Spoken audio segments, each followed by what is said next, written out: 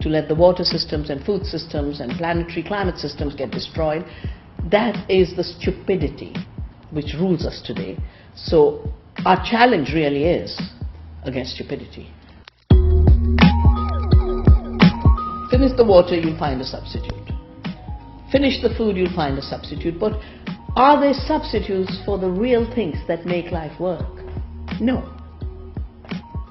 The food that they say they'll find a substitute is fake food that is doing huge amounts of damage to our health. And in water anyway they can't create it, they can steal it.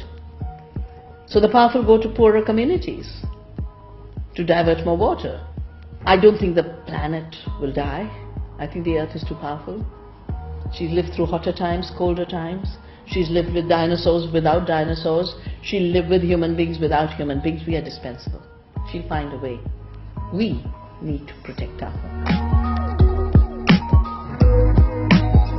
Women were left to do the work that was considered not important. Going to war and killing was considered important. Making profits at the cost of others was considered important. That's where powerful men designed it, and they sucked in not powerful men to do their dirty job. Women were left to do the real things, provide the water, provide the food, take care of family. The values we need are the values of knowledge of how to live with nature. That's what women's knowledge is. We need knowledge of how to care. That's knowledge. It's called emotional intelligence now. We need knowledge of how to share. That is a capacity we will need more and more in the future, in a period of privatization and in a period of extraction. So women, with their caring and sharing, will be the teachers of how to be human in the future. We are living the final stages of a very deceitful system that has made everything that is very costly for the planet, costly for the producer, look cheap for the consumer. So very high cost production with GMOs and patents and royalties and fossil fuel is made to look like cheap food. Very costly production that kills the girls in Bangladesh in slave factories is made to look like cheap clothing. This is a fake cheap.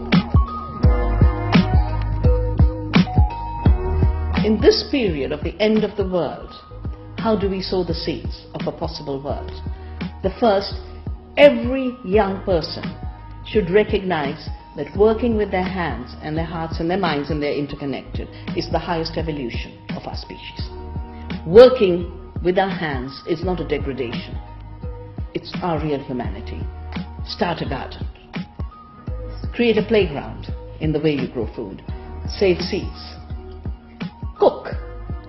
It was treated as a backward activity that your mother cooked and was treated as not work. But she is the reason you are sustained. Start cooking classes. Get grandmothers to teach you how to cook. Create community. We are not atomized producers and consumers.